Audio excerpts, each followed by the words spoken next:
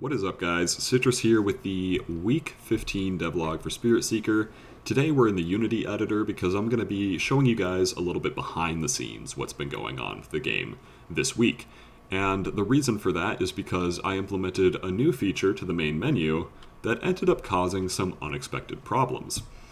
This screen lets the player choose the size of the maze and the rough spawn rate for the enemies. And that's a fun way to add some player freedom, but it caused an issue I've never had to deal with before, and that was performance issues. Now, in my game design career, so to speak, I've only been doing very small games, either to practice skills or for a game jam or something. And because of the size of those games, performance has never really been an issue. The game is simply too small. But this time around, I started having some pretty significant drops in frame rate, and they got so bad that I couldn't even really test the game anymore because it was getting so slow and laggy. And I had to think, okay, what's causing this issue and how do I fix it? Because this was something brand new to me. I'd never had to deal with this before. The first thing that I considered, though, was something that had kind of been bugging me in the back of my mind for a while, and that was the amount of entities I had in the game. And that is basically anything in the game that does something, like these power-ups, for example, with their eye tracking, or obviously the enemies that hunt the player and attack the player. Now, the problem was all of these things were getting spawned at the start, and they were all doing their behaviors. They were all rendering, that is, being visually represented in the game.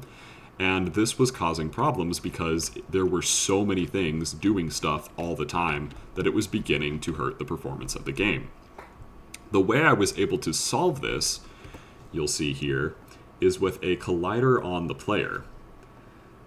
And this was just a big sphere collider around the player, and it has an on-trigger enter function that will call an activate function on all of the enemies or power-ups that it might collide with. And I'll try and give you guys an idea here of what I mean. If I can find an entity that isn't in the player's immediate vicinity, I might be able to just click on one if I'm lucky. I probably won't be, though. So let's focus on this sprint power-up. As you can see, it's not visibly appearing in the scene right now, but it still has this green circle representing it, and that is a collider. There's also a rigid body on it that's present as well, and then there's this activate script that it has.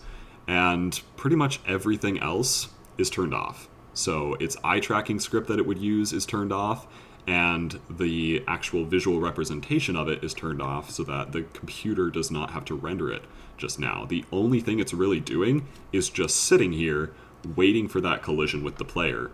And as soon as that happens, it'll turn on, its visuals will go back on, and its functions will go back on, and it will start doing things again. But until then, it's just kind of sitting here invisible, waiting for that collision with the player. Now, that's a very rough explanation of what's going on here. If you guys would like a more detailed tutorial, I am certainly happy to go into that, and I could make a tutorial for you guys if you so choose. But I just wanted to kind of show you guys what was going on and what I was working on, and this is definitely one of the more technical devlogs I've done.